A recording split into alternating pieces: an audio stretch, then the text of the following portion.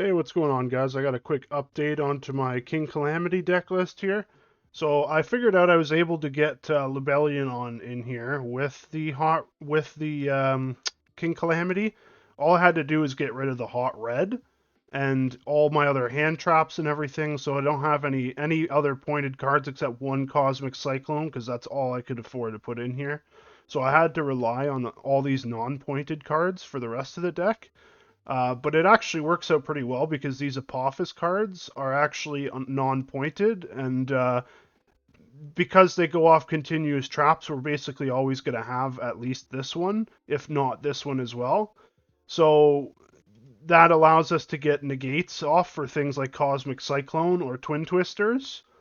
Um, it also just allows us to negate anything, period, but also it just helps us protect Etude for the most part. Because that's going to be our only method to get King Calamity out in this deck list. I got rid of all the other synchro in your opponent's turn cards because they aren't necessary because you could search this every time now. You could still get Nibiru'd. We could potentially play through Nibiru with a lot of hands too, because all we need to get on board is a Dark Dragon Synchro monster and then the Resonators to make the King Calamity. So we could technically still play through Nibiru a lot of the time. It's not as big of a deal with this deck as it is with the other versions of Red Dragon Archfiend because you can play through it. All you need to get to is this guy and you win. So you're gonna get this guy out and this out onto the field before you get nibbed anyways. Um, so that's so that allowed us to free up space in the deck for a lot of going second cards too. So I got the Cosmic Cyclone in here. I also got the Branded Regained in here, and why this is really good. Not only could you potentially get a draw off this if you banish something with Uvuloop, because you can banish one from the graveyard, get it back to your hand, and then banish another one. So you could, whatever synchro monster you want to put back into your extra deck, you can do it again, which you can actually get Calamity into the graveyard, and then you can banish him with Uvuloop, and then put him back with Branded Regained, and then Calamity them again on the following turn. So you can constantly just keep doing that, and it's kind of ridiculous. But actually thinking about that, I probably would want to put Bane in here because he can tribute any monster to special summon a Red Dragon Archfiend monster from the graveyard. So I'm going to go ahead and throw him in here too, thinking about that, because he'll be a way that you'll be able to get on the following turn. You'll be able to tribute this guy to bring back another Red Dragon Archfiend, and then you can use Uvuloop to banish him, Branded Regain, put him back in the deck, and then if you can't kill them on that turn, then you can always just Calamity them again. Um, and I thought about putting Eradicator Epidemic Virus in here, but it's kind of not necessary, and the Apophis cards do a better job, because all that really matters is protecting this. So Eradicator doesn't really do that job very well, so I cut it. But it is another 0 point card you could look at if you're playing like the other version of Red Dragon Archfiend or something. And then Final Bringer of End Times was also another one I looked at.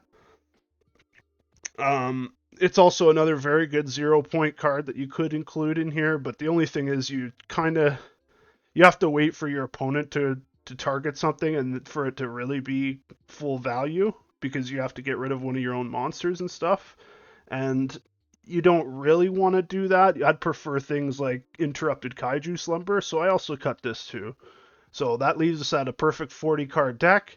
We got the Swords of Concealing Light in here for going second. We can flip all our opponent's monsters face down and then attack them with the normal Red Dragon Archfiend and blow them all up.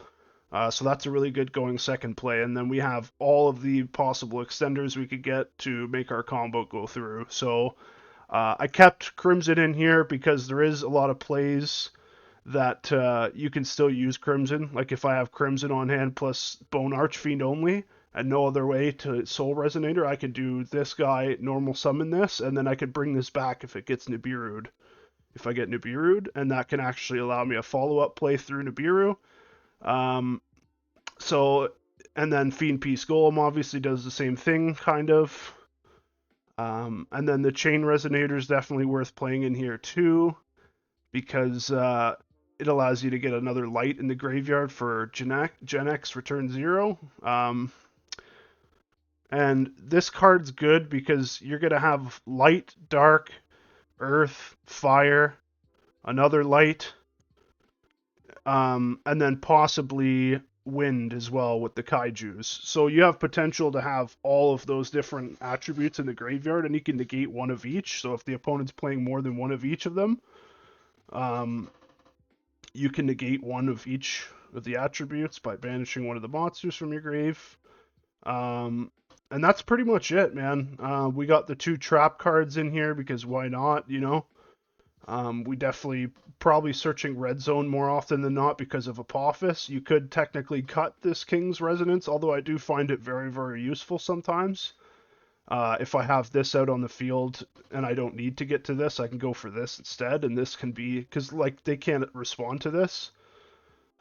During special, neither player can activate cards or effect in response to this. So you can wait for them to finish their board and then just flip it face down. There's nothing they can do about it. And then you can also special summon one of your Dark Dragon Synchro monsters back from graveyard or banishment. And every Red Dragon Archfiend in your monster zone is unaffected by your opponent's activated card effects until the end of the next turn. So that's until the end of the next turn. So that's huge because then this guy is just going to be able to come in and swing for and kill whatever's in defense position, all of them. So yeah, this is definitely an improvement over the last deck list. The last deck list, I noticed I was getting like Cosmic Cyclone first thing sometimes, and I would only have like the 1 trap card. So it's like as soon as they would hit that, even if I would activate it and summon this guy, he would miss timing because you can't react to things and they have priority. So any good player is going to start off as soon as they can with the Cosmic Cyclone right on your Etude of the Branded or whatever card you're using to synchro summon on the opponent's turn. And so that can make it very difficult. That can screw up your strategy a lot of the time. So I came up with this one where you can protect the Etude of the Branded with the Apophis cards. Because it's a continuous spell and trap card, you automatically get that 1 extra negate with Apophis. So yeah, guys, let me know what you think. Let me know if there's anything else you guys would include in here. Yeah, like, comment, subscribe, guys. Take care.